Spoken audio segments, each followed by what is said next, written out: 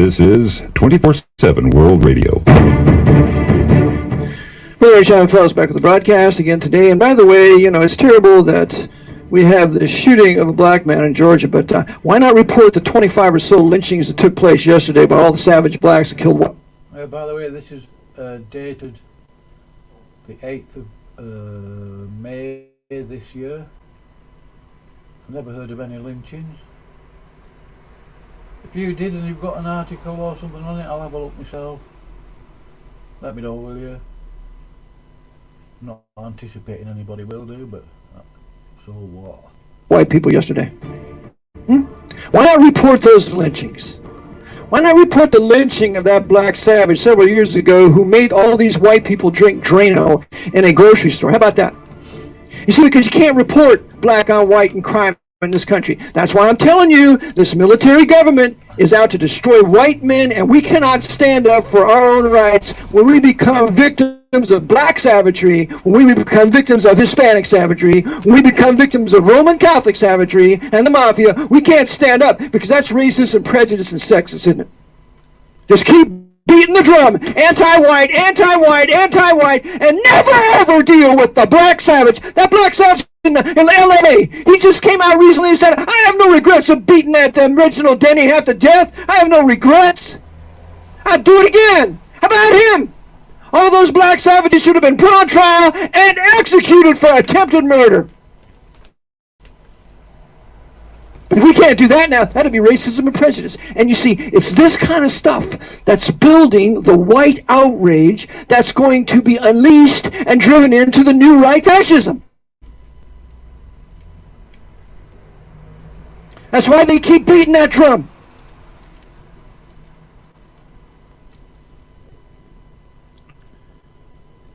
So, I think it's time that it ended.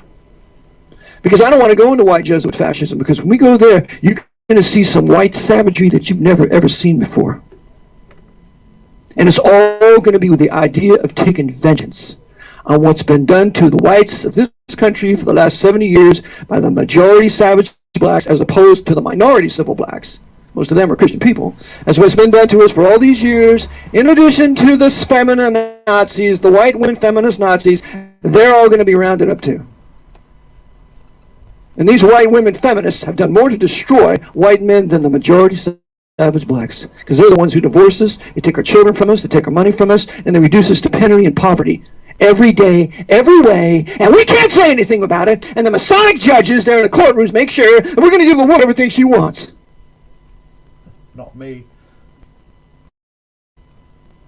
Oh, that much. Happens all the time, all the time, all the time. I can make a daily or weekly broadcast on all the black on white crime and all the feminazi on white crime. Maybe I oughta. Not to incite you, but to get you aware of the fact that all this is being done to drive us to new right fascism. Are you listening to this, Mega? And they've used a military government to do it. Dummy. This is not the civilian government of prior to March 9th, 1933. And we men going to sign up and go fight in the Marines and the Air Force and the Navy and the Army for this military government that's decimating us?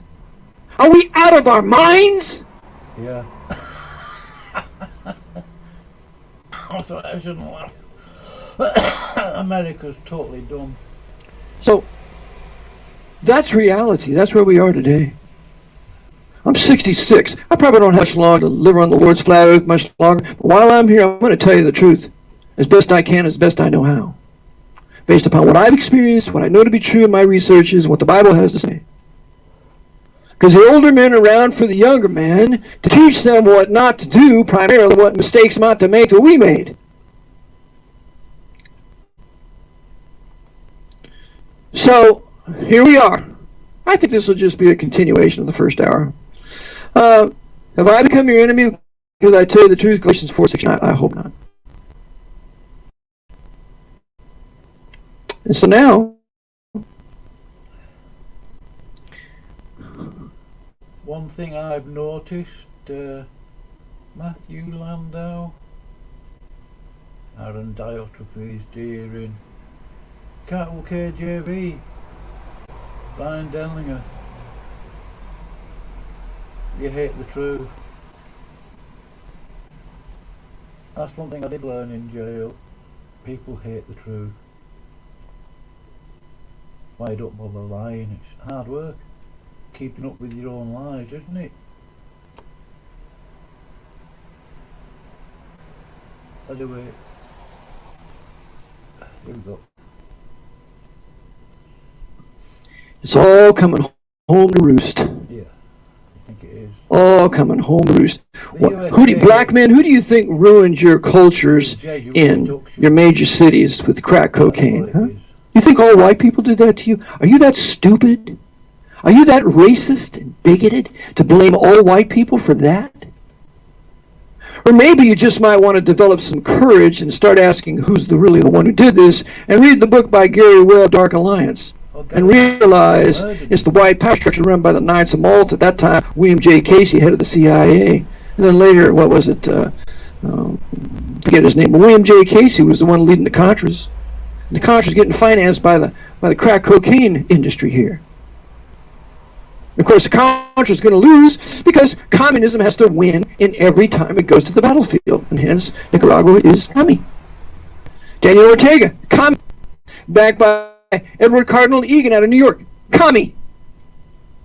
And so we'll raise up a resistance to the communists only to shoot them down. And that's always what a right-wing resistance accomplishes, getting shot down by the left-wing socialist communists to eliminate deceived, true nationalists fighting for their country but being led by traitors.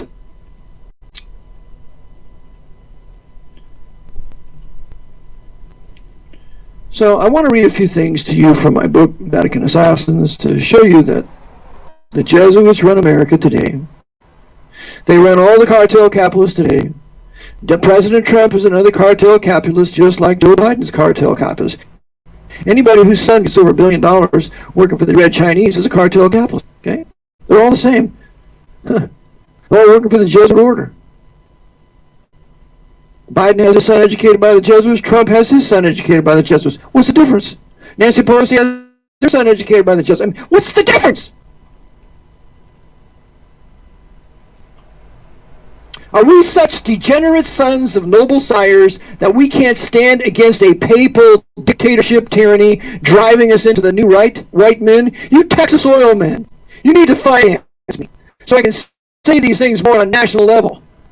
Because your sons are going to die in a foreign war, and all your oil money is not going to save them.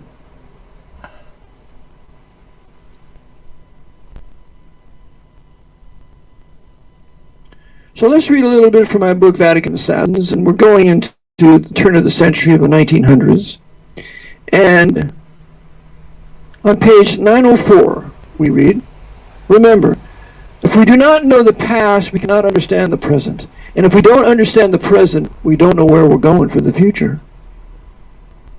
That's why the two most important subjects that you can ever study are the Bible and true history. Everything else is subordinate to it." So we read page 904 in Vatican Assassins. "The actual ruler of this nation lives not in the White House at Washington, but in the Palace of Baltimore." James Carl Gibbons.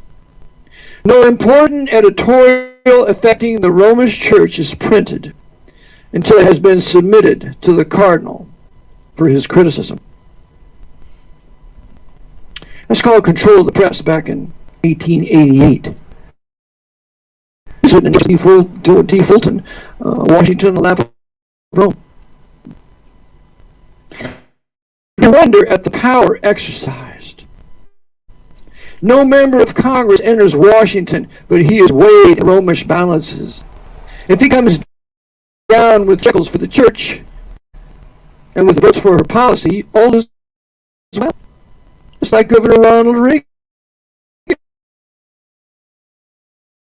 Yeah, let's finally acknowledge Vatican City as a nation state. So let's do it in 1984. Yeah, and we'll get all the Senate pimps and whores in there to go along with what the papacy wants, and they'll go validate that treaty. And so therefore now the government, the military government of Washington, has acknowledged the government in the sovereign state of Vatican City as a sovereign nation state.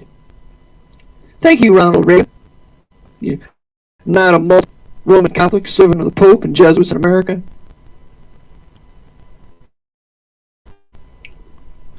Member of Congress enters Washington, but he announces if he comes down to the church and votes for her policy, all is well. If not, there is a reckoning time to come, and an invisible influence is exerted at once that touches the springs of power in his faraway home, and I add, by secret societies. As a political machine, Rome is a transcendent success. And the Jesuit was more than half right when he said, quote, "The representative of the Pope in the Vatican is the ruler of the United States of America," unquote. What that means? That means the papal nuncio out of Washington, D.C. tells the commander-in-chief what to do. The papal nuncio is the grand druid. And as the druids ran the kings of England, even so the Jesuits run the commander-in-chiefs here in America. That's what they're trained for. That's why they go through such a vast, extensive training in their education for 15 years. It takes 15 years to become finally a Jesuit and profess. 15 years? Well, for John Craggan to be a Jesuit, he'd have had to be in Jesuit University at age 3.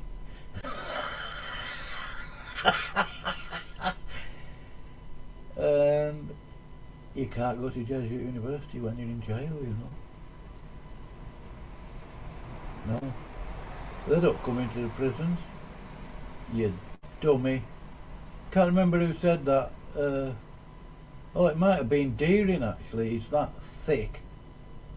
I mean, in that 1 hour video he did lately, 290 times he uses the word okay. In 1 hour. Let's call it 300, right? Be generous. In 1 hour, so 150 and a half an hour. So every 15 minutes, right, if we average it out, it's 50 times he uses the word okay. In 15 minutes. That's 3 times a minute. Wow. It's only a minor point, I know, but I look for silliness like that. But anyway, let's carry on with this. Listen, if you're watching there, I can see somebody is. Come in and chat. Unfortunately, if you're a Denlinger, well, not unfortunately, you're blocked. But it would take you less than 3 minutes, as you know, to create a new channel, so you can comment. Come on in and chat. Fire some snotty questions at me. Oh. Here we go. I'll carry on with this now. There's only 40 minutes or so left of it. The third vow. There's no topic they're not totally familiar. By the way, I've got to say, I've never believed Eric John Phelps is Jesuit. He's not. In all the time I've ever listened to him, in the last 10 years, and I did hear of him when I was in jail, because his book Vatican Assassins, it cropped up in some bibliography in some other book. I mean, it does in other books turn up there, and I think some Christian mentioned it to me. Another brother, possibly in Nottingham. But in all the time I've ever heard Eric John, he just rant on a bit in the first 10 minutes of videos that he does by himself.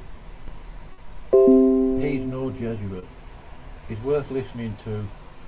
When he's in the stream by himself, I won't listen to him if he's in the stream with, no offence to him, but I won't listen if he's got Widger in with him. You're with none. There's not the private or public life of any man that's a concern to them, not fully known to them. Why do you think they run Microsoft and Google? Yeah, and Apple on Facebook. and the CIA can do all of it with their back doors. So they know every stroke that you put on that computer. They know every website you've been to. They know all about you, what you spend on your debit card, credit card. They control. They monitor all the banking transactions. They know everything about you. It goes through D-Wave.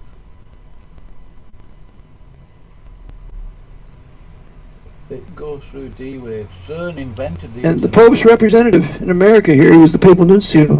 He lives in Washington, D.C. He has a big, beautiful estate in Washington, D.C. You go see it sometime. He is the real king of Washington, D.C. That papal nuncio tells Donald Trump what to do. President Trump, commander-in-chief. He does exactly what he's told. Just like Billy Boy Clinton. Just like good old George W. Bush. Just like Ronald Reagan. Just like Jimmy Carter when the Jesuits told him to give the Panama Canal to Panama now. Just give it away, Jimmy. And he had a Jesuit overseeing it. They're all working for the Pope, folks. But don't believe me. Let's go to a few more quotations. Page 904. Quote. We are in immediate danger in this country of becoming subservient to a foreign potentate whose throne is on the banks of the far-off Tiber. The Pope of Rome claims the right to hold and exercise temporal power wheresoever he can secure it. That's political power. That means ruling the governments of all nations.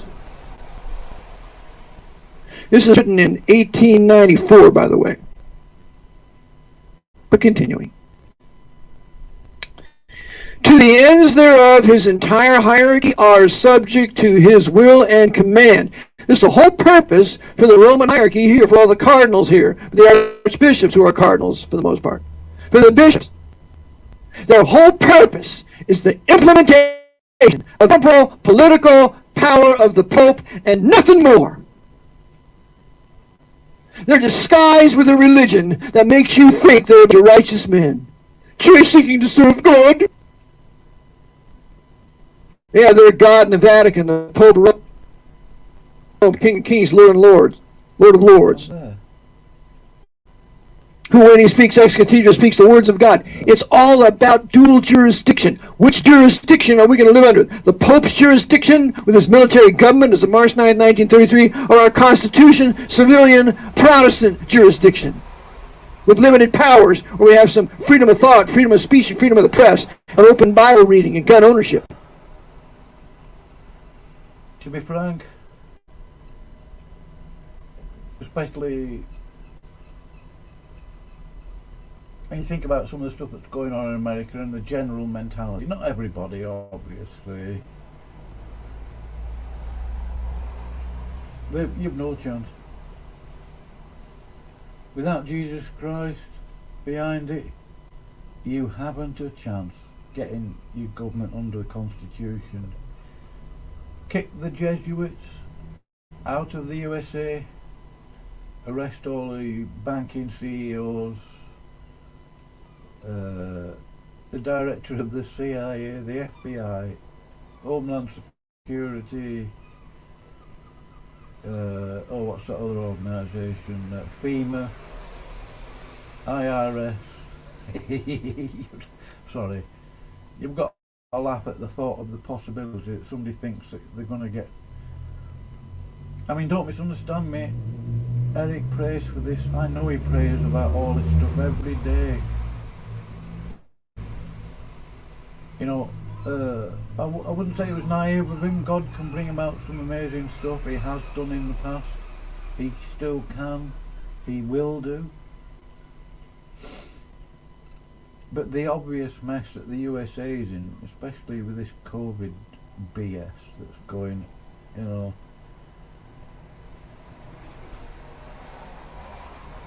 they may well start martial law. Somebody mentioned today, was it a video I was listening to? But with all the farmers, I mean, England's only a small country really, and USA, it's got tons of farmland. Have they been allowed to go out and do some farming and planting and whatever for food next year? Because there's no shipping, or if there is, it's very sparse. I think there is going to be food shortages. I've noticed in the shops, I don't know if, well, I'm sure you have, prices creeping up in this country by 10 pence here, 10 pence there, 5 pence there. It's probably similar in the USA. Another 10 cents on your little packet of tea bags or your packet of biscuits, or your milk. Food shortages. Yeah, I can see that happening. I don't know, I mean, you know. Let's carry on listening to more of this. Go on, Eric. Continuing. To the ends thereof, his entire hierarchy are subject to his will and command. The most powerful organization at his disposal is bound by oath to subvert the Constitution and laws of all countries to the word of the Pope. Why do you think the Supreme Court rules like it does? It's sitting in military jurisdiction. Take a look at the Supreme Court room where they meet. There's 9 justices. On each side of them is an American flag trimmed in gold fringe with gold cords and tassels. They're sitting in military jurisdiction. Every decision of the Supreme Court, writs of certiorari, every last one of them, are decided under military jurisdiction or the doctrine of necessity. Everything changed on April 25th, 1938, when the federal court in the Erie decision did away with general federal common law to be replaced with the emergency jurisdiction of the Trading with the Enemy Act, Section 17. And that's where every federal district court sits. They sit in the emergency war powers military jurisdiction that was granted under Trading with the Enemy Act, Section 17. Now it's 4316. 50 U.S.C. 4316, that's the jurisdictional statute that gives military jurisdiction to the federal courts when they did away with Article 3 jurisdiction of the Constitution. Every court, Supreme Court, Court of Appeals, Federal District Court, all sitting in military jurisdiction. Isn't that right, you federal district judges? They're all Jesuit, Eddie. But you won't say it. You can't say it. You can't talk about it in open court, because if you do, you're going to lose your job. And if you lose your job, you're going to lose your pension. And if you lose your pension, you're going to be just like the rest of us. Aren't you? You liars, cowards, and cheats. I have no respect whatsoever for one federal district judge, ever. They're all communists working for the Pope. That guy is seriously angry. Really angry. Not nastily in a hateful way, but he's angry. I mean, you know, I don't hear any Christians who are truly angry about the way sin, essentially. Eric gets angry about that.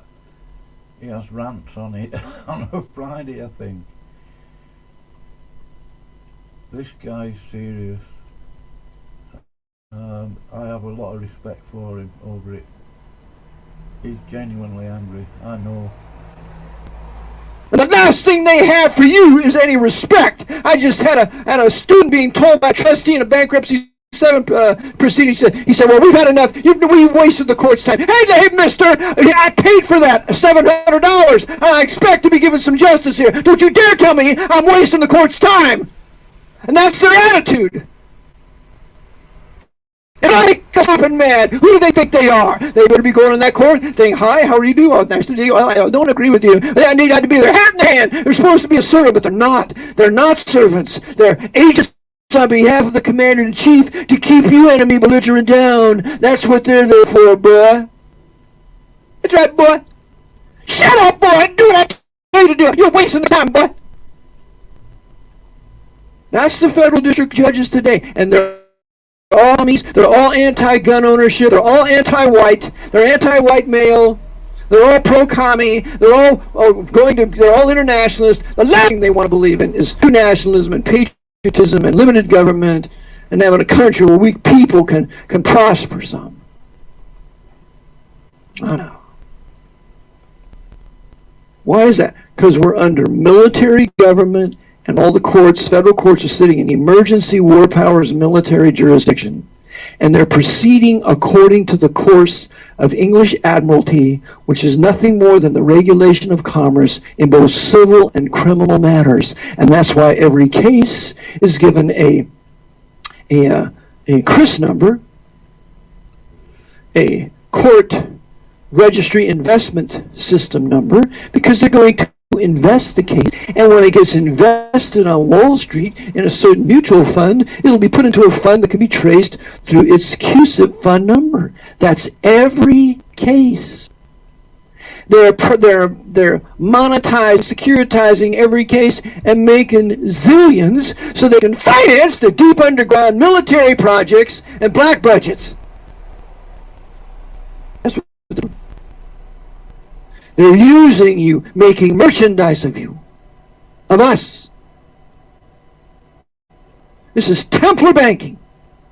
Banking of the Knights Templars, which are now the Jesuit order, except 1,000 times worse. Going on. In this, the Roman Catholic hierarchy in the United States may thank themselves for the most compact and determined organization ever founded to withstand the political machinery of that church. Yep. It's the most compact and determined organization ever founded. And it runs the political machinery of that organization. Now, Alberto Rivera never called it a church. He called it the Roman Catholic institution. You're right. It's an institution. It's a political power. It has nothing to do with God. It has nothing to do with the Bible. It has nothing to do with salvation of people.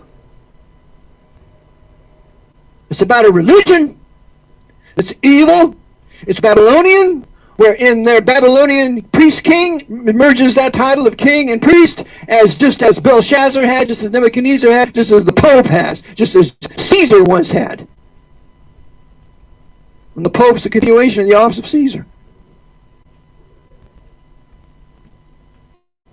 Let's go on. The man who said this, Scott F. Hershey, 1894. Heirs of the Roman Catholic Church. We go on now with a quotation from Woodrow Wilson.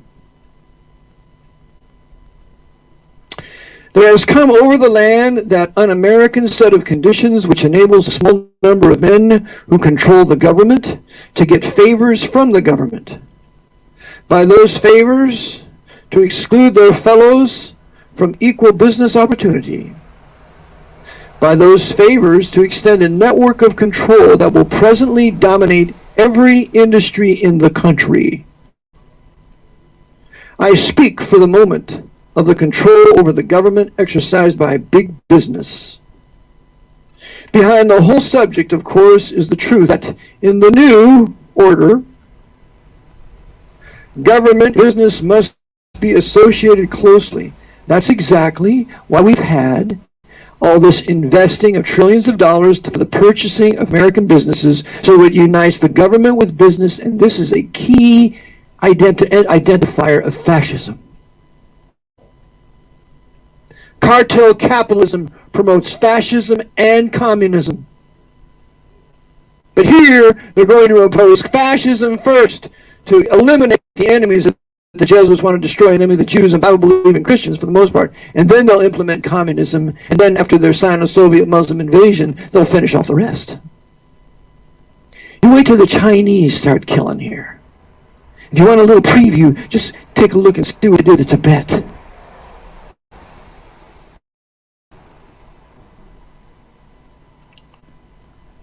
And the whole subject, of course, is the truth that in the new order government and business must be associated closely. An invisible empire has been set up above the forms of democracy. This was written in 1913 by Woodrow Wilson in his book titled The New Freedom. The masters of the government of the United States are the combined capitalists and manufacturers of the United States. Who are they? Get the book, The Robber Barons. You see who they are. The big bankers, the big masters of commerce. Oh, by the way, I just make this point while Eric is mentioning books. Plugging a book. Do try not to be a fool like Accountable KJV. He says he doesn't trust the Jesuits. He despises them, this, that and the other. But how foolish is it for him to buy a book apparently exposing the Jesuits, telling you all the ins and outs and this, that and the other, blah blah blah. Guess who wrote the book? A Jesuit. Accountable KJV. You clown. I can't remember which book it was that you got. You did say it was written by a Jesuit. It might be Secreta Monita. Because I don't know why you read that, the name, the title of that book in that peculiar fashion. You are a bit weird. Talking about it as though you're onto something. And yet it's written by a Jesuit, somebody who you say you don't trust. Clown. And then you bought a book on critical thinking. Think about that phrase. Critical thinking, written by a Catholic nun. Stupid much, Brad? Stupid. I mentioned it to you, I told you before you even bought your book on it, and you went and bought one written by a Roman Catholic nun. What a fool. Fool. Here we go again. The heads of railroad corporations and of steamship corporations. That by agreements handed around among themselves, they control prices. And that same group of men control the larger credits of the country. They have been running it through the agency of those interesting persons called political bosses. Yeah, political bosses. Bosses like the Knights of Columbus at Tammany Hall, or the Knights of Malta like John J. Raskob in the 30s, who was the secretary of the Democratic Party. These are the political bosses. They're the Pope's bosses of the political parties in this country. Or Elmer T. Bobst, who was the founder of Warner Lambert and out of Malta, and he completely backed the new right Richard Nixon. They work for the same king, the Pope. These are the political bosses of today. Going on.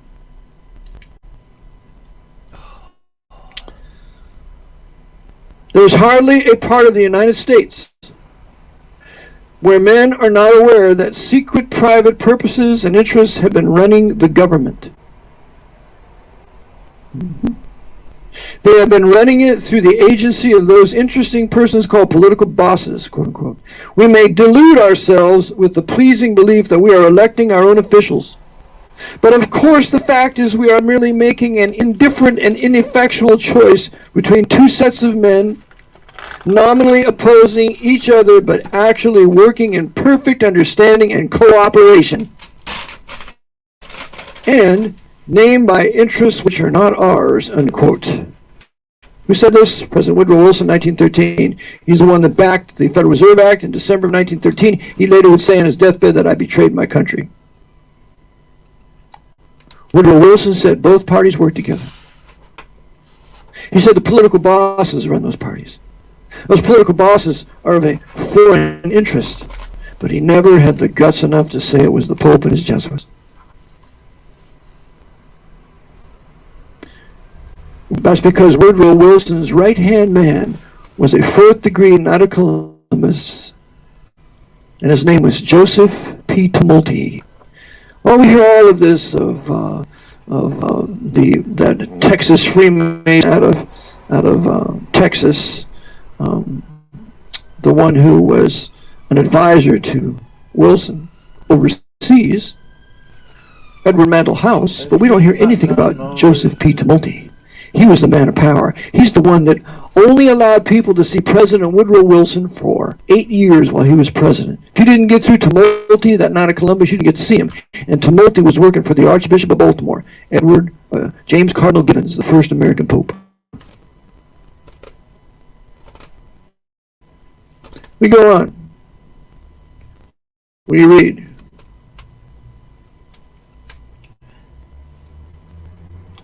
Page 907. The hatred which Europe once manifested toward the central ecclesiastical power is fast disappearing. That means the Pope of Rome. There will be a general agreement to exalt Rome. That's called the European Union. Do away with our national identities, our racial identities, our linguistic identities, and our monetary identities, and we're going to unite under a European Union controlled by the Pope.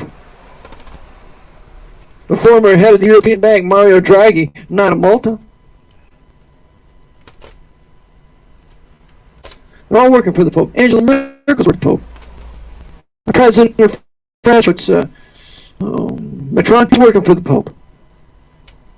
British Prime Minister, who supposedly just got COVID-19, he's working for the Pope.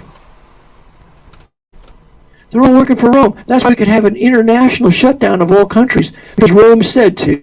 That's why. And all of her agents in command of the governments of all these countries are going to obey. This shutdown of the last 2-3 months or so, February, March, April, May, 2.5 months, is an order of the Pope of Rome, the Jesuit of Rome. This is his power. This is how far his power reaches. There was a Roman Catholic inquisitor. His name was Torquemada out of Spain. And he said, the arm of the church is long. Yeah, it is. It reaches right to Washington, right to your state capital, right to your local county, right to you, boy. And you're going to do what we tell you to do, no matter what kind of constitutional rights you think you have, because you're in a military government, and the doctrine of necessity rules. And if we deem it a necessity that all the businesses shut down, everybody walking around with masks, that's what you're going to do, boy. Some Catholic comes to my door telling me what to do, they're going to get told to... But every time, fellows, back in a moment, as we continue to read quotations from good and godly men of the past who warned us of what we're under now. Anyway, I've had enough of that.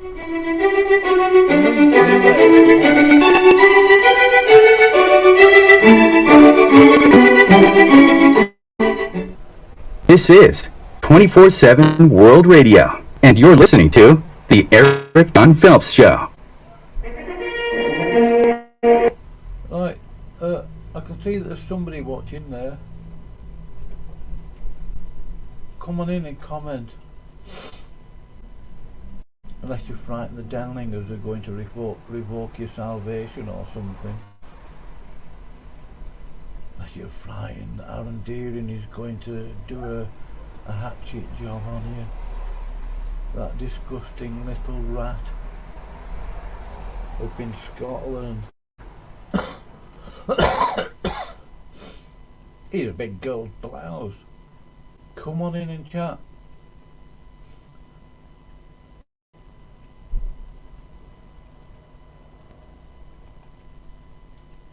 This is Brother Jack.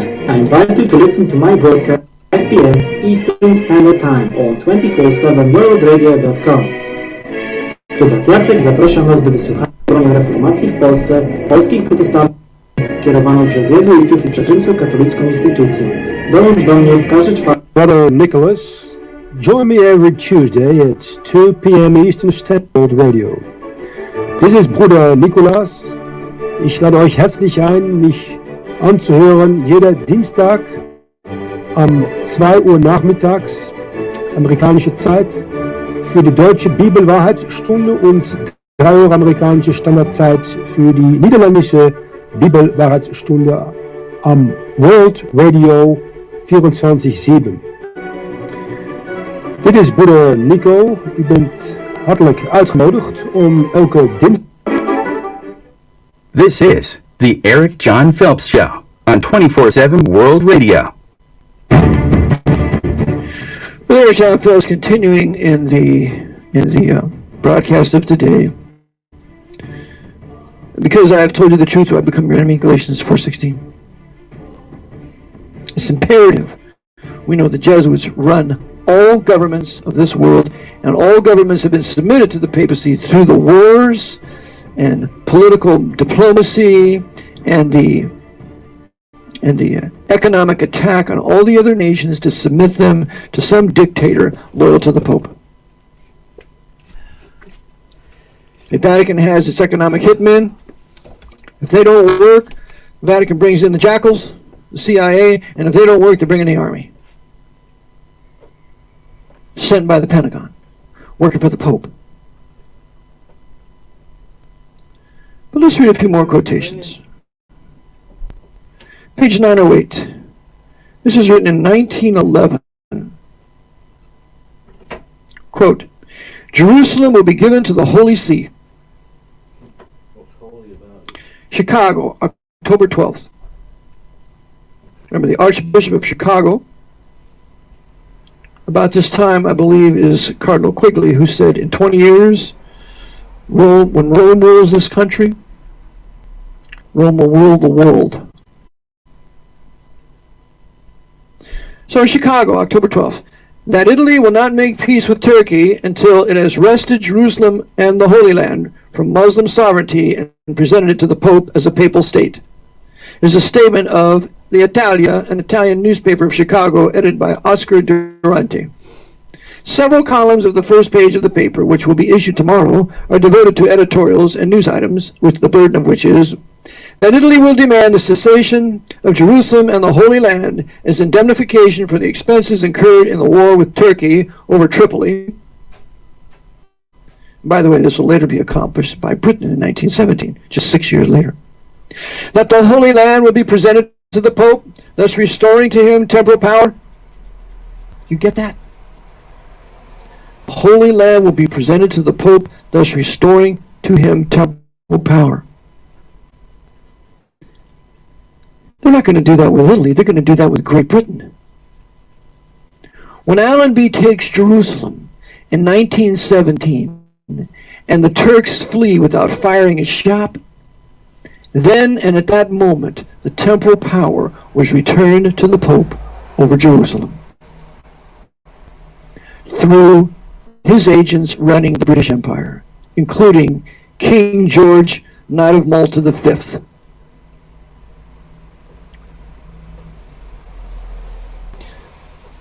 That this will bring about a reconciliation between the Vatican and the Quirinal, that's in Spain, bringing to an end the self-imposed retirement of the Holy Father, since the papal states in Italy were seized by the Italian government. That's in 1870 by the great King Victor Emmanuel II. So remember, when the Pope's temporal power was taken from him in 1870, the Pope then declared himself a prisoner, locked himself in the Vatican, declared himself retired. It's the same way with the one who followed Leo XIII. And the Pope after that was Pius X.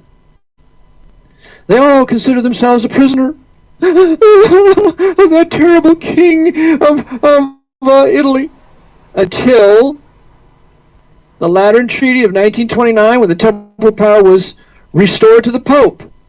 And the Italian people had to give $100 million to that man of sin because they dared to take the temporal power from the Pope. I tell you Italians that are listening, you better realize your greatest enemy is not some white Anglo-Saxon Protestant. Your greatest enemy is the Pope of Rome. Kept you broke and ignorant and full of prostitutes in Rome. That's what the Pope wants. But he used Great Britain to restore the temporal power of the Pope. And he also got rid of the king. Well, King Victor Emmanuel III gave his power to Benito Mussolini, but after the war there is no Italian king anymore. The king morphed into a military dictator. The military dictator morphed into essentially socialist communism in Italy because all the Jews had been killed out. They had evacuated all the Jews from Rome. It's just as the Pope wanted to. The Nazis took them to concentration camps. So what need do you now have for any more fascism or any more king? We can have just a socialist, communist, democratic government. Or the Christian Democrats run in Italy. Yeah, we can have communism there, as it runs it today.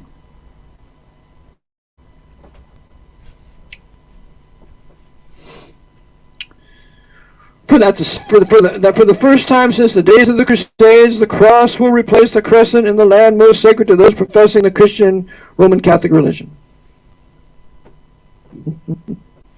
The news, I have a quotation in Days of Our Years from Pierre Van Passen, where the Grand Mufti of Jerusalem said, concerning the later Zionists, he says, they want to destroy that mosque, which was the Double Rock. It's in Pierre Van Passen's work, Days of Our Years, 1939. He said, they want to destroy that mosque. And they want to build Solomon's temple there. That's what the Grand Mufti of Jerusalem, that criminal, said in the late 1930s. And it's this same Grand Mufti who's going to be invited by Hitler to go to Berlin and spend 4 years there as his guest from 1941 to 45, where the Grand Mufti is working with the SS to recruit the Muslims to be in the Handschar division of the SS to mass murder the Jews and the Orthodox of Yugoslavia or Serbia. This Grand Mufti of Jerusalem knew exactly what was going on because he was a part of it. He was named Grand Mufti by the High Commissioner of Palestine. What was it? Herbert Samuel, a Masonic Jew. He named him to be the Grand Mufti of Jerusalem, and the high Muslim leaders said, "What have you done, naming a thug to be the Grand Mufti of Jerusalem?" Because the Jesuits told Herbert Samuel to do that. They controlled him.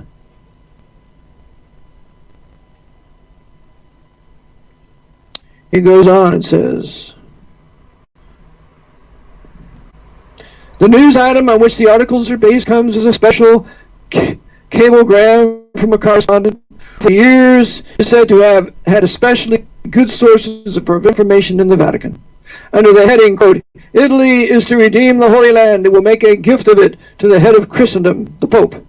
The Italian will say, quote, how a protectorate of Tripoli and an offer of indemnity no longer will satisfy Italy, but complete annexation and reimbursement of the war expenses incurred to the present will be demanded.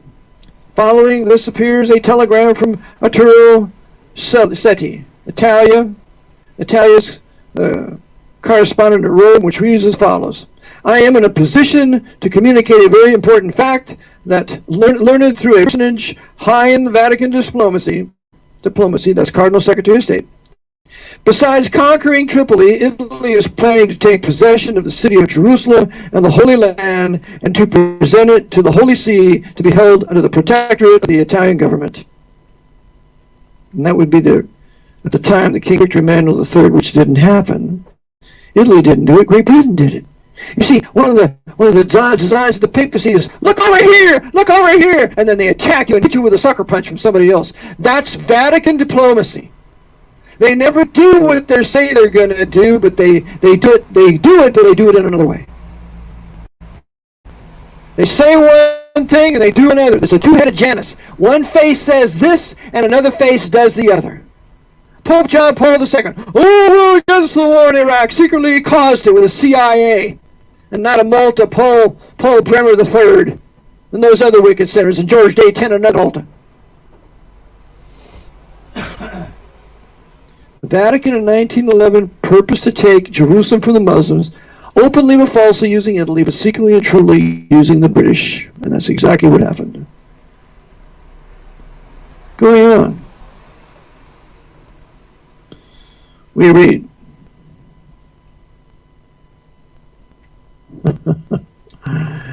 Oh, yes. We read concerning more of the papacy. We read on page 917 from the pen of the great Jewish doctor Emanuel Josephson in 1968, called The Federal Reserve Conspiracy and Rockefellers. He writes, nothing more clearly reveals the role in which Jewish Freemason Paul, and then he has Warburg, was deliberately used by the and I say the papacy is white, Gentile, Masonic, and then he goes, conspirators, then their treatment of him. Here's how they treated Warburg after they passed Federal Reserve Act. After he had served his purpose, as soon as they had forced the British into submission and agreed to bring the U.S. into World War I to finance and fight for the Allies, Warburg was ousted from their federal quote-unquote reserve, never to return to it, either directly or indirectly. He had served his role as quote-unquote fall guy. Josephson continues. See, they're going to use upfront Jews as fall guys. Why do you think they have an upfront Jew as Secretary of Treasury here? So that when things may crash or whatever, they can blame the Jews. Why do you think they got Chucky Schumer heading the Democratic Party in the Senate? So when they pass this Rooseveltian massive injection of credit into the country and it goes bust, they can blame the Jews. Chucky Schumer facilitated that. They always have an upfront Jew to do these deeds of the Jesuits, to hurt us, to ultimately deceive us into thinking that the Jews did it, and it's not Jews, it's the Jesuits using certain Masonic core Jews. It's their modus operandi. Going on with Josephson, quote, in addition, there was his knowledge of central banking and the value as a Jew that would serve them well in distracting attention from their own, and I add Gentile, malign role, and in affording a scapegoat with the inflammatory value of quote-unquote Shylock and Jew. Remember Shylock in The Merchants, written by Edward de Vere, the 17th Earl of Oxford, not William Shakespeare. Shylock was in the person of William Cecil. To understand the Shakespearean plays, you have to read The Star of England by Dorothy and Carlton Ogborn. It's nearly 1,000 pages, written in 1952. They go into every play and tell you who those characters really are. You cannot put it down. And so, Joseph says, yeah, they're using an upfront Jew so that these white Gentile, white power structure is not going to be blamed. Next quotation. Quote, the answer to the Kennedy assassination is with the Federal Reserve Bank.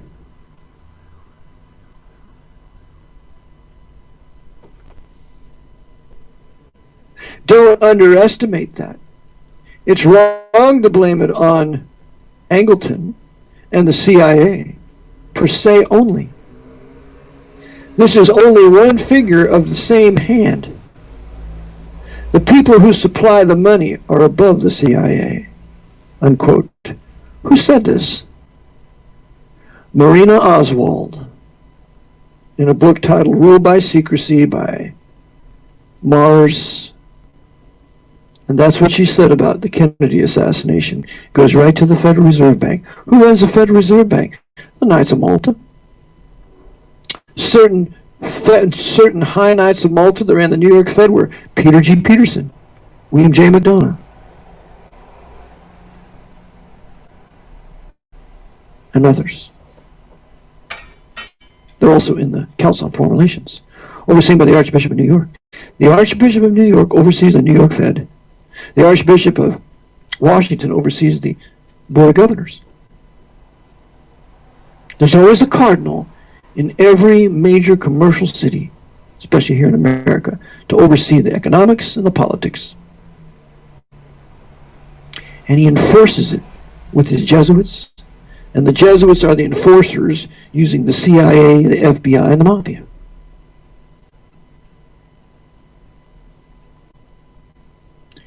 Going on. And by the way, at the time of the Kennedy assassination, James Angleton was the Knight of Malta. He was at the head of the Israeli desk and the Vatican desk. Another Knight of Malta right-hand man of him was Raymond Rocca in the CIA. And the director of the CIA at the time was another Knight of Malta named John McCone. When are we going to start attacking the Knights of Malta as agents for the papacy in carrying out political assassinations in this country? Do you think Ronald Reagan was really shot by Hinckley? When rather he was shot by Jerry Parr, an agent of the Secret Service, and who would benefit by none other than Knight of Malta, George Herbert Walker Bush, who was really the president of the United States during the two administrations of Reagan. And then he gets his own 4-year term. George Herbert Walker Bush is not a multi-bonesman working for the Pope, was the president of this country, not commander-in-chief for 12 years.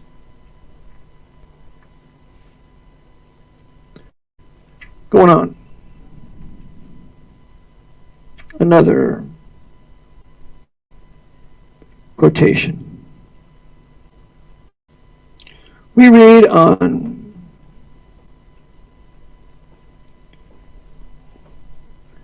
page 920. These are the words of Warren G. Harding, 29th President of the United States, in his U.S. inaugural address. Here's what he said. Quote, "The recorded progress of our republic, materially and spiritually, in itself proves the wisdom of the inherited policy of non-involvement in old world affairs." And that, as I add, is in accordance with George Washington's farewell address. We see no part in directing the destinies of the old world. We seek no part in directing the destinies of the old world. We do not mean to be entangled. But America, our America, the America builded on the foundations laid by the inspired fathers, can be a party to no permanent military alliance. It can enter into no political commitments, nor assume any economic obligations which will subject our decisions to any other than our own authority. Every commitment must be made in the exercise of our national sovereignty. Then he says, the world government, namely starting with the League of Nations, is contrary to reason in San Francisco and shortly thereafter died. They killed that 33rd degree Freemason because he wouldn't go along with the League of Nations and the Jesuit Vatican's attempt for building world government using America. So you got George Bush saying, we're going to have a new world order. You got President Harding saying, oh no, a world super government is contrary to everything we cherish and can have no sanction by our republic. Now that's an American president. And by the way, we did economically very well with Warren Harding. He did some very good things. Continuing on, we read how they took the gold from us. Here is a quotation, page 924, concerning the Federal Reserve, out of the book titled Secrets of the Temple, How the Federal Reserve Runs the Country, written by William Grider in 1987. And he was writing for the CFR-controlled Washington Post. Quote, "But the Federal Reserve did also function in the realm of religion. Its mysterious powers of money creation, inherited from priestly forebears, shielded a complex bundle of social and psychological meanings. With its own form of secret incantation, the Federal Reserve presided over awesome social ritual transactions so powerful and frightening they seemed to lie beyond common understanding. Richard F. Syron, S-Y-R-O-N, a vice president of the Boston Fed, who served for a time as special assistant to Paul Volcker, suggested that the institutional temperament and structure of the Federal Reserve System most resembled the Catholic Church in which he had been raised. And then this Richard Syron says, the system is just like the church. That's probably why I feel so comfortable with it. It's got a pope, the chairman, and a college of cardinals, the governors and bank presidents, and a curia, senior staff. The equivalent of the laity is the commercial banks. If you're a naughty parishioner in the Catholic Church, you come to confession. In this system, if you're naughty, you come to the discount window for a loan. Every Federal Reserve Bank, all 12 of them, have what's called a discount window where they extend credit to commercial banks. We even have different orders of religious thought, like Jesuits and Franciscans and Dominicans. Only we call them pragmatists and monetarists and neo-Keynesians, unquote. The Federal Reserve, my friend, is patterned after the Vatican. They have 12 banks, just like the 12 apostles, and they have a central bank, a central board of governors in Washington, just like Christ, or the Christ of Romanism. The Jews don't run anything. They're mere tokens, as was Paul Warburg, and after they used him, they got rid of him. Well, what's happened? Well, we now have a military-industrial complex that's second to none, while we have the destruction of the American peoples, black, white, Hispanic, whatever, in its demoralization and drug trade, all run by the Pope's CIA and Mafia. Further weakening the population to ensure its defeat in a future day. In the meantime, they've perfected their Space Force, their deep underground military bases.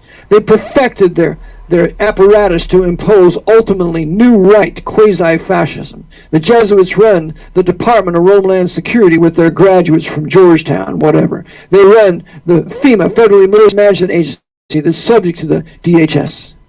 They run the Centers for Disease Control and Protection with Robert Redfield, a Jesuit coadjutor trained at Georgetown. They run the NIH with Jesuit Fauci.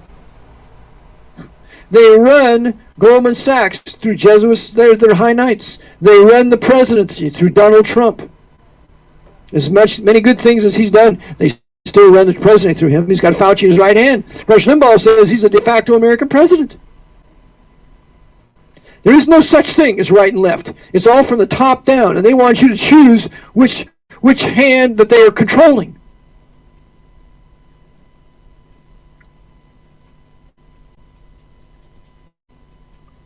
So, in conclusion,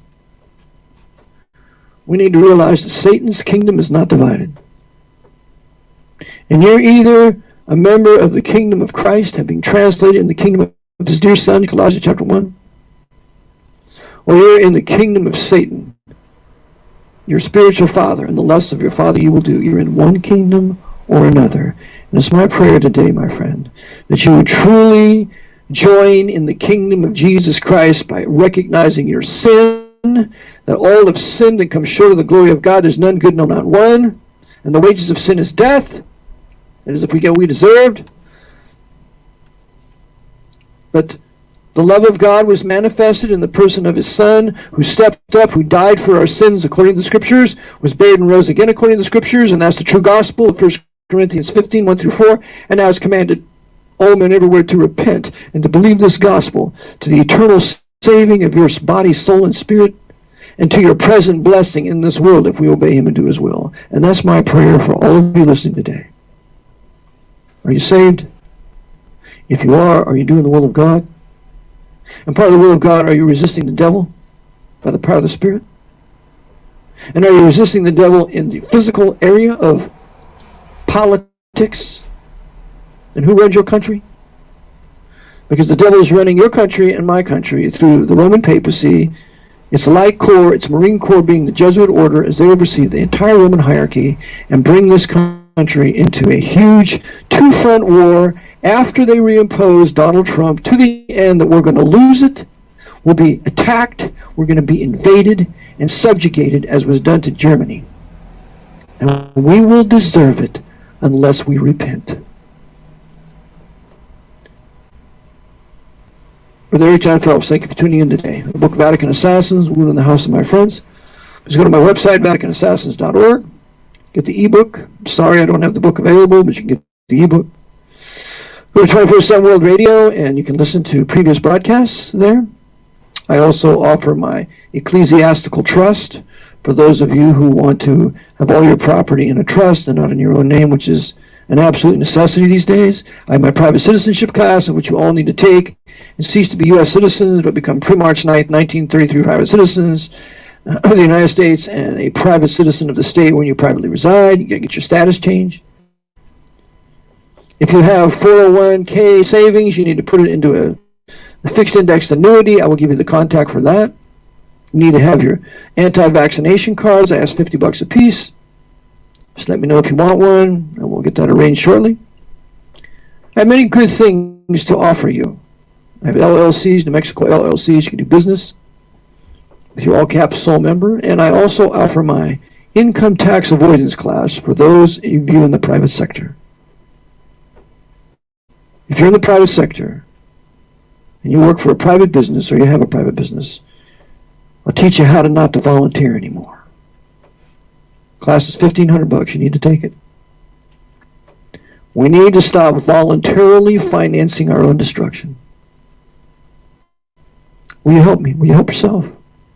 But first be saved. First know the Lord. Start reading the AV 1611 King James Bible as your final authority of faith and practice, and find a place where you can fellowship and be exhorted in your most holy faith, for as we see the day approaching, we need to encourage and exhort one another. Until Monday, may the Lord bless you as you do His will according to His word. The AV 1611, and please remember in your prayers for two minutes a day, lifting up holy hands without wrath and doubting for me. You do that for me? Go to my Patreon website, sign up, become a patron for $1 a month or so. You can read all my new posts. So until Monday, Lord bless. Maranatha.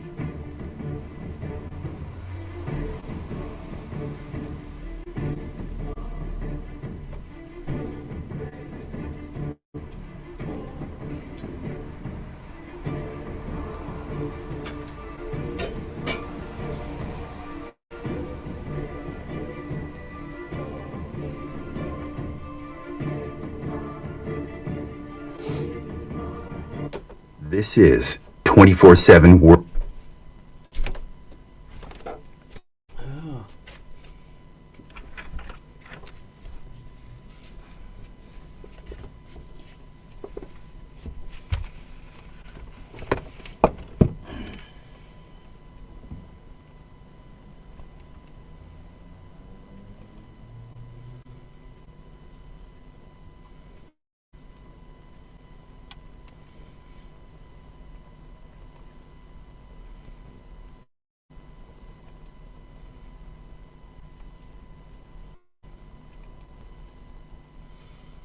Oh, this is, I think I mentioned this the other day.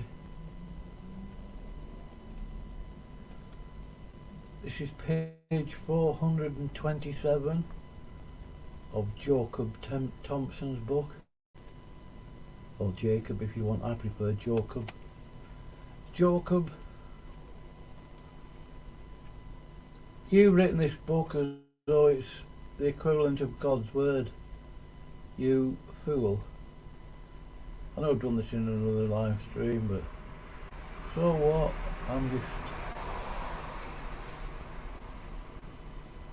Let's read this bit, as much as I despise the idea of doing so.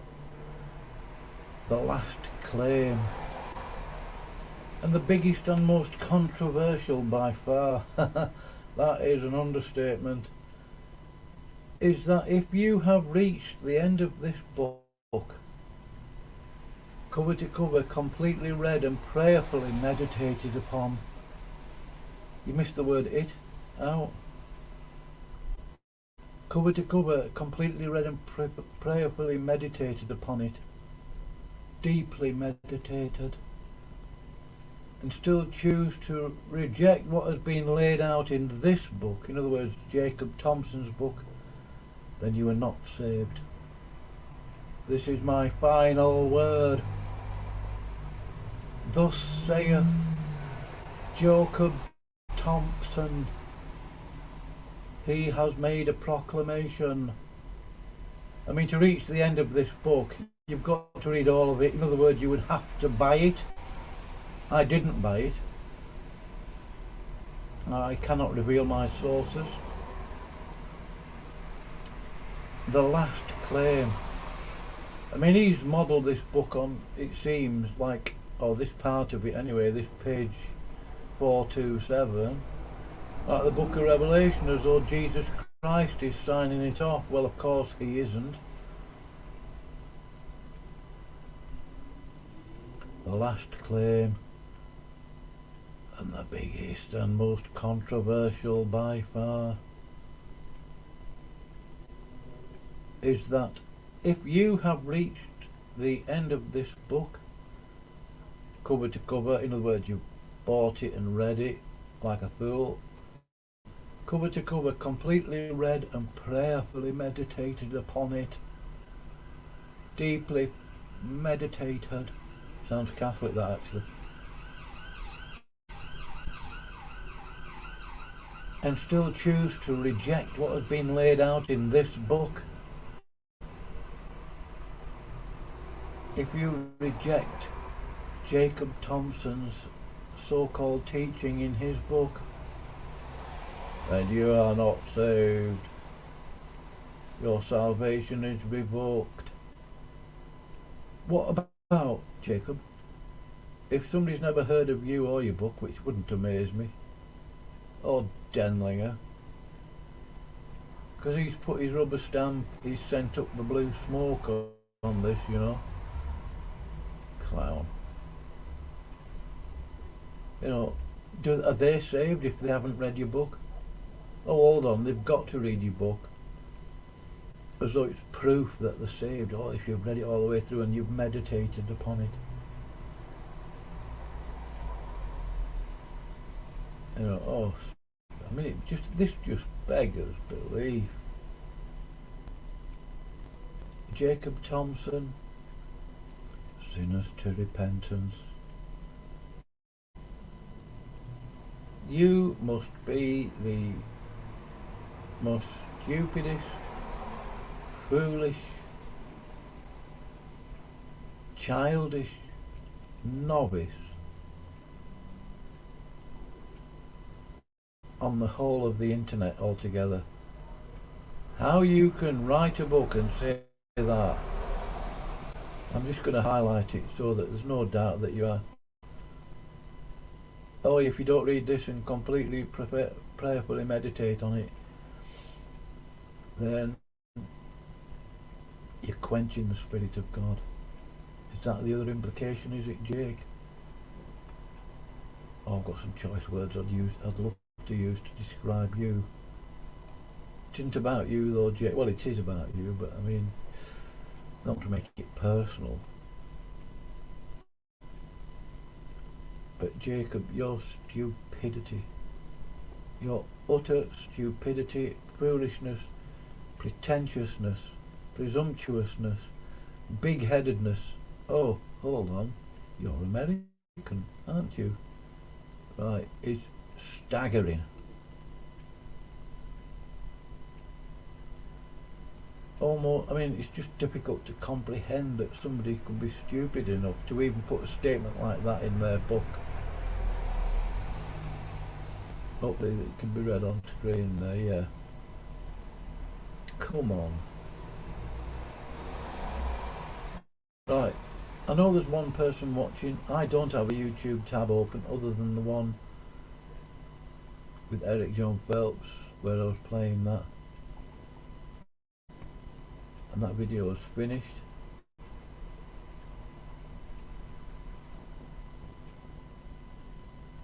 In other words, I'm not watching my own video. Oh, I'm sick of this slowness of this laptop.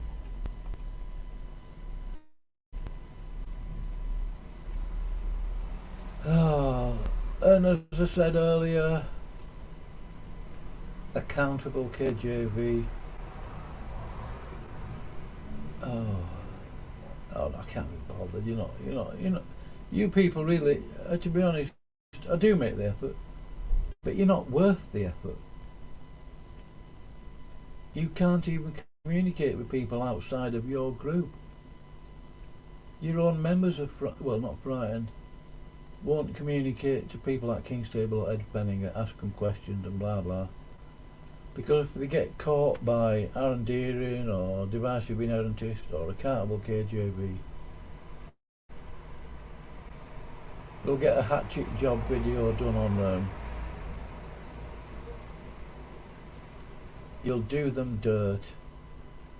And you people that are following Denlinger and whatever, Yeah, they'll acknowledge you as being a brother. But why don't you do a little test? Just a teeny weeny little test, like John Craggan. Well, he wasn't doing a test as such, but he contradicted Brian in the most politest, kindest way. He wasn't rude, nasty, snotty, sarcastic, ironic, or any of that sort of thing. He even apologised for making a video, I think, I seem to remember. And he got treated like garbage. So any of you Denlingers, just as a partial test of whether you're actually in a cult or not, why don't you find something to contradict Brian Denlinger about, or something that somebody else has mentioned that contradicts Brian? You know, don't go hard at it, just a lightweight sort of, oh, I think Brian's saying this, blah blah, or something, you know. Or, I know, why don't you contradict that big fat Zeppelin, oh sorry, I didn't mean the ad hominem. Well, I did, but I shouldn't have used it. That bloated poltroon, divisive inerrantist, Matthew Landau. Contradict him on one of his videos. Point out his arrogance or something. Or ask him where his video with that discussion of with King's Table has gone to. You're just curious, you know. Oh, I know, why don't you ask accountable KJV where he got this doctrine of Jesus being a skin suit? Where did he get that? Or another test. Personally, I think Jacob Thompson is that ignorant, he will ignore your comment anyway. Pick fault with his book.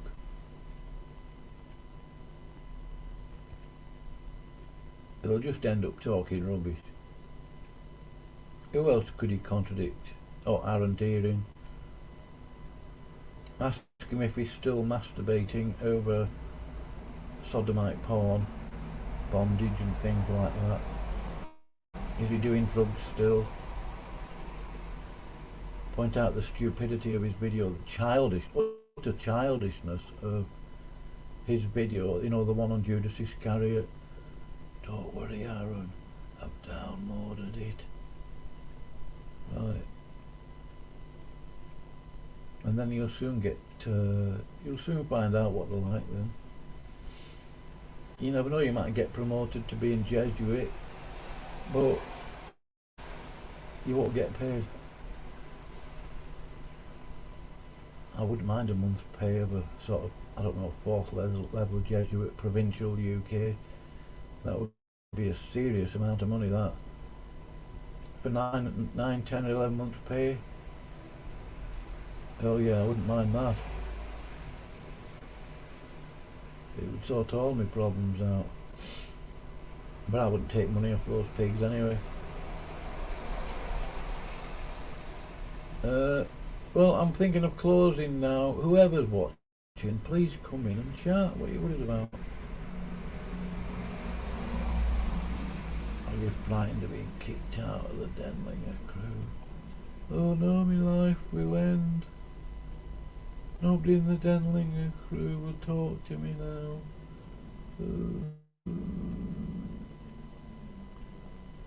What a bunch of sissies. I mean, I've followed Brian Denlinger as such. I mean, I say followed, I mean it, you know. I've watched his videos up to a point some years ago and I sort of lost interest really. I sort of kept up with it in the vain hope that he was going to get back on track. You know, I had an inkling, a discernment when he brought his wife on, when he first brought her on. I think he was out in the woods, I can't remember.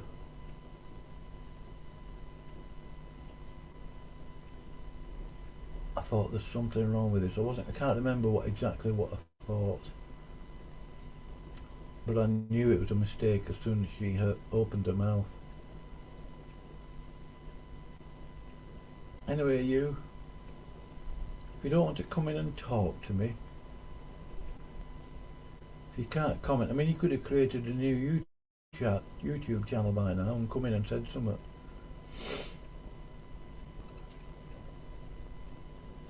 Don't be a scaredy cat. Right, I'm going in 2 minutes unless you come in and chat with me. Jeff, are you there? Jeff Allen. Another victim of the Denlinger crew. Is that you, John? Too busy eating again, are you?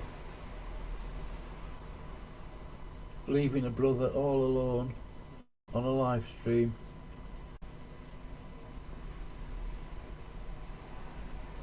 Nobody to talk to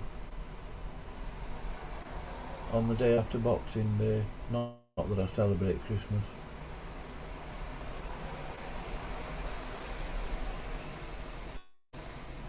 Okay, if you don't want to talk to me, then don't. But this statement here, Jacob, anybody listening, please feel free to tell Jacob what I've said. Page 427. I mean, Jacob talks about this argument of the Godhead virtue of the Trinity as though he solved it. That particular debate, regardless of who's discussing it and who wasn't and blah blah blah, has been going around for 1500 years plus, just over, maybe 16 or 1700 years. And lo and behold, there was a star in the east. Jacob Thompson was born. Oh, he solved it. He has, he's brought healing. Well, of course he hasn't. What a fool. I can only ridicule him, that's all I can do. I can't, you know, I mean, it isn't all I can do. There's other things I could... You couldn't get me to read this book. And I mean, saying this in total sincerity, you couldn't get me to read his book. I certainly would never pay for it. I'd be dead first.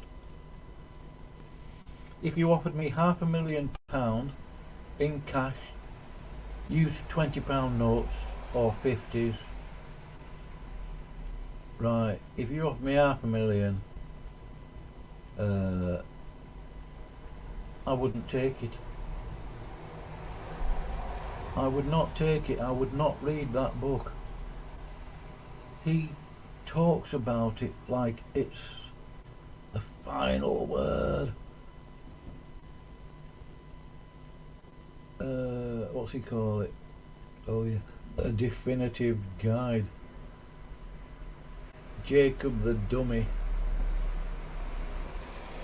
I mean, I can't even call you a dummy. You're stupider than that. I would sincerely hate to be your brain pan, Jacob Thompson. I would be screaming in agony if I was your brain pan with your brains resting upon me. That would be just pure agony for me.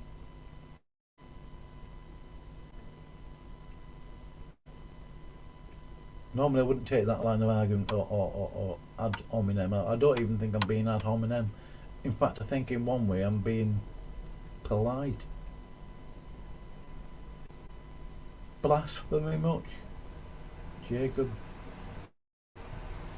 Anyway, that's enough of that clown. Right, who's in chat? Come on in. I mean, I don't bite or anything. I've got a YouTube tab open, but not the tab for this video. It's just YouTube in general. I'm going to delete that tab and see what happens. come in and chat. I don't bite. You're not going to get poisoned. I'm not going to try and corrupt you. I don't want to force you to believe anything, really. If you disagree with me on something, well, it can be done politely. You know, be a man about it. If you're a woman, don't bother. Go away. No exceptions. But, you know, be a man about it. Be adult. Do other people decide who you talk to? Because I can assure you that nobody ever... I mean, I've talked to some pretty evil people, you know. You'd be surprised. I'm not telling you who or whatever it was that they did.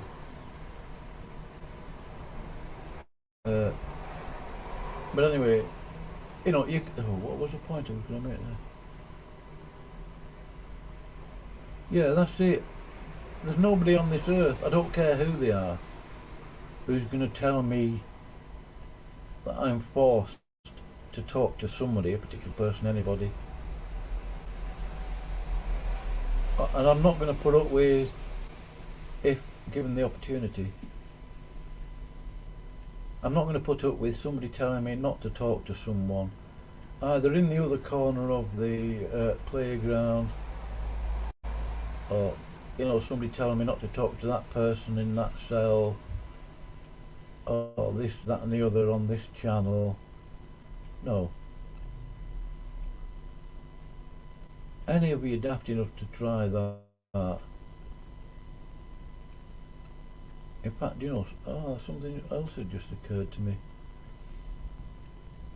Because I wondered why a Accountable KJV and one or two others said, oh, why don't you check out Ed Benninger's channel, you know, or King's Table, because Accountable KJV, you know, he's got, I don't know what it is, I haven't asked King's Table, it's none of our business, I don't know, I've asked him, but I don't know why Accountable KJV hates King's Table so much. Maybe hate is a strong word, but he even suggested, oh, go and have a look at what I think they wanted me to comment on Ed Benninger's video or King's Table's video. This is long before Accountable KJV falsely accused me of being a Jesuit. A couple of weeks before, 2 or 3, maybe 4. He resented it, you know. I know that he resented it when, because he must have discerned or guessed or whatever that I didn't accept Aaron Deering as a brother. He didn't like that. A couple of other things he didn't like as well. Oh. Come on in.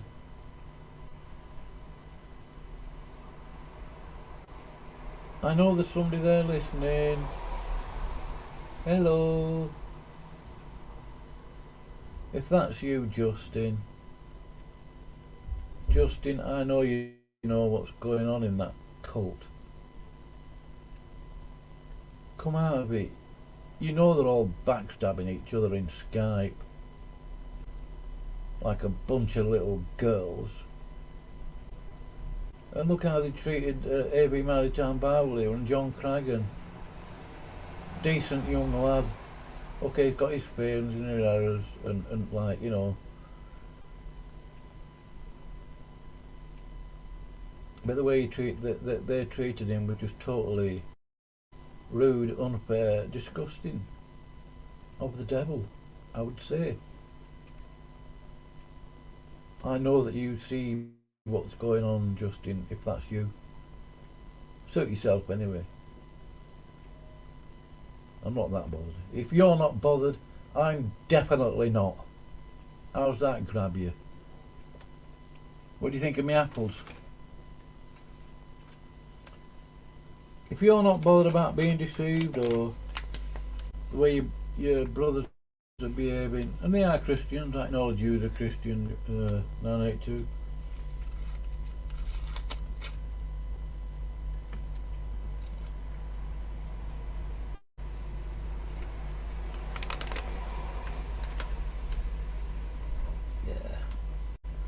if that's you, divisive inerrantist, Matthew Landau, please go away, you pompous, nauseating, hypocritical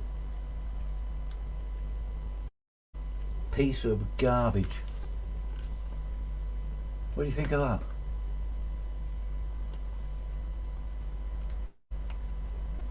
I would say that to your face as well. Believe you me, I would say it to your face. And I wouldn't care if I got a kick in. Wouldn't bother me. But I would definitely say it to your face. I have no doubts about that. Not that I would want to start anything stupid, you know. Can't believe. I mean, I genuinely though, I sort of expected better from you, Matthew. Really, seriously. But no, you just double down on stupid. Frank of King's Table, kryptonite to the Denlinger crew. Come on in. Or if that's you, Tony, Shepherd's ambassador, come on in. But if you're a woman, don't bother. I don't hate women. You know, got my reasons.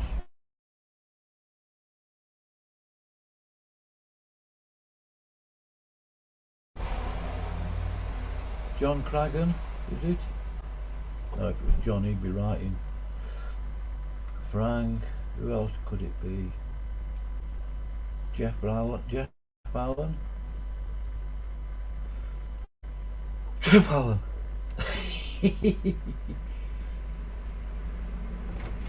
Oh dear. Let me just put my speaker on. Sorry, you're blue line in mode. Line in mode.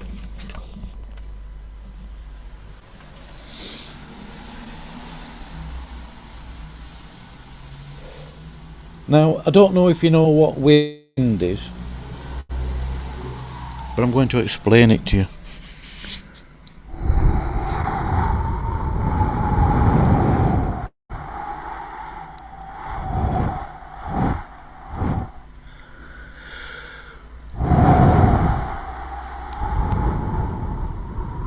Just believe, just believe, just believe. Meh, meh, meh. Who's that? Who do you think that is? Meh.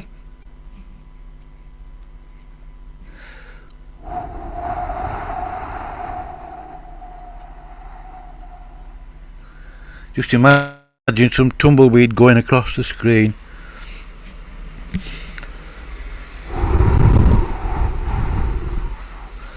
And talking with his hands like he's got an ostrich in his palm or something.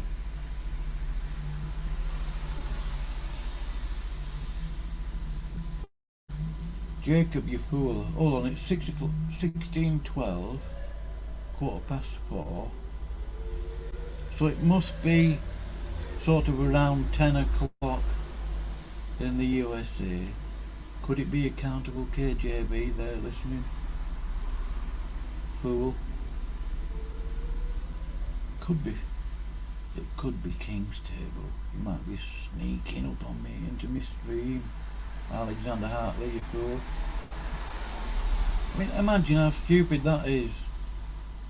I didn't think of myself as owning the stream or any of that, in charge of it. But he accused me, and I've got a screencast of that comment that you made, Alexander, if that's you. Me sneaking in.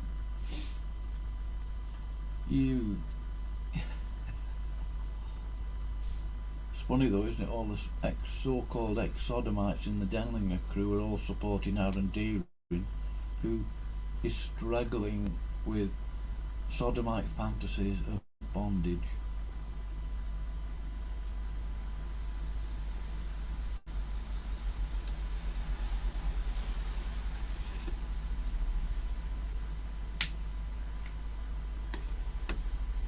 And divisive inerrantist, apparently has a problem with porn. We've all got little thingies, you know, masturbating over his laptop.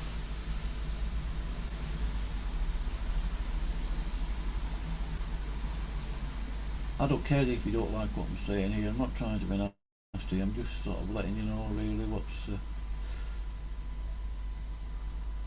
No, I mean, I probably shouldn't have said some of the stuff, but I think you deserve it.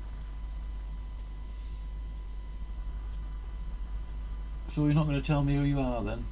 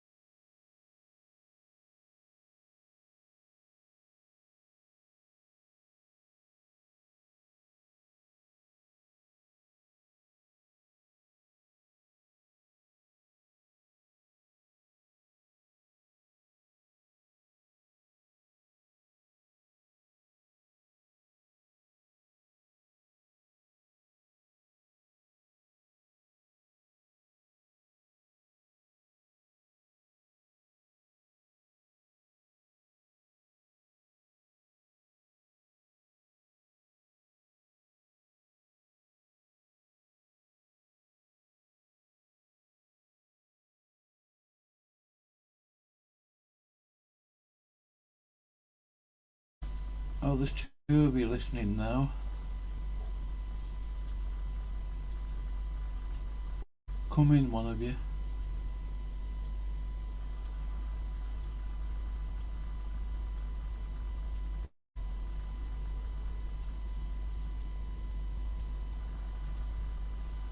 Yeah, I didn't buy your PDF, Jacob Thompson. I'd be dead first. Right. I'm going now.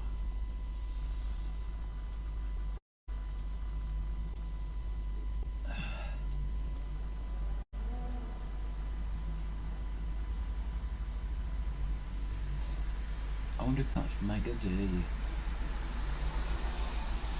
Ooh, hope not. Right, I'm gone. Bye bye.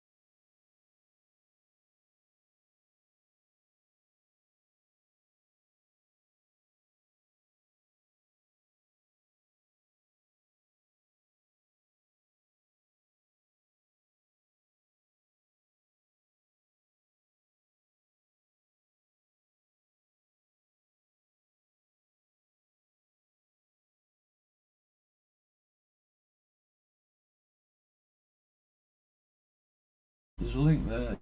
If you want to come in, I know there's two of you there now watching. Oh, you've gone again.